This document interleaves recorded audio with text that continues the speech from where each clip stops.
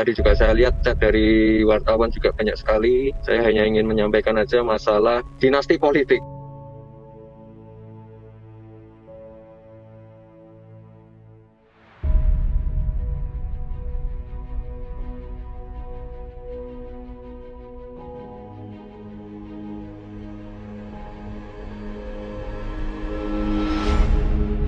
Kebelet kuasa. Selama 23 tahun menjadi presiden, Soekarno tidak mempersiapkan seorang pun dari anak-anaknya untuk menjadi pejabat negara atau kepala daerah tertentu.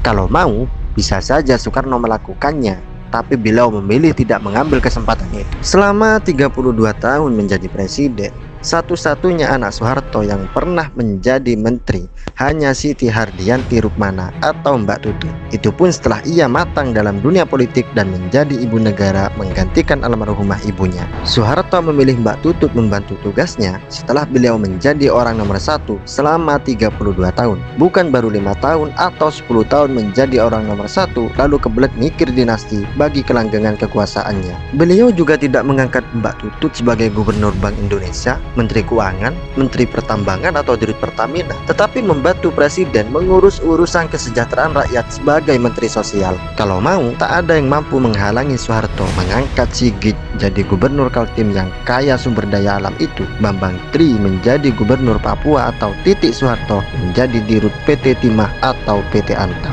Tapi Soeharto memilih tidak melakukannya. Presiden B.J. Habibie puluhan tahun menjadi orang terdekat Soeharto sebagai Menristek, Wapres hingga Presiden RI.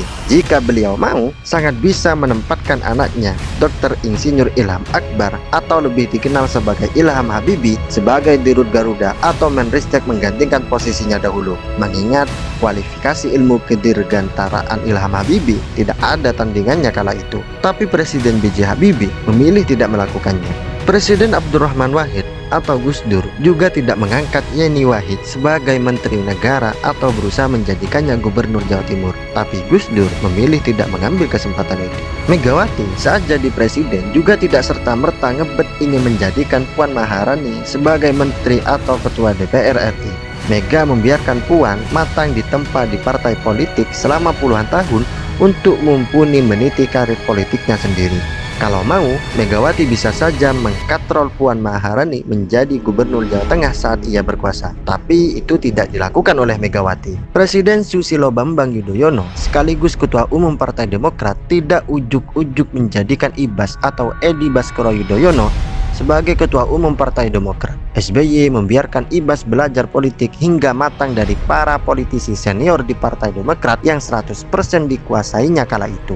Kalau mau, SBY bisa saja mengkondisikan Ibas menjadi Menteri Perekonomian atau Perdagangan, mengingat Ibas berkualifikasi Master of Science in International Political Economic jebolan Raja Ratnam School of International Studies, Nanyang Technological University, Singapura. Seandainya Soekarno, Soeharto, B.J. Habibie, Gus Dur, Megawati, dan SBY memiliki anak berkualifikasi tukang martabak tanpa basis kualifikasi bidang politik dan karir di partai politik, apakah kira-kira mereka semua masih memiliki obsesi anaknya untuk dijadikan kepala daerah tertentu?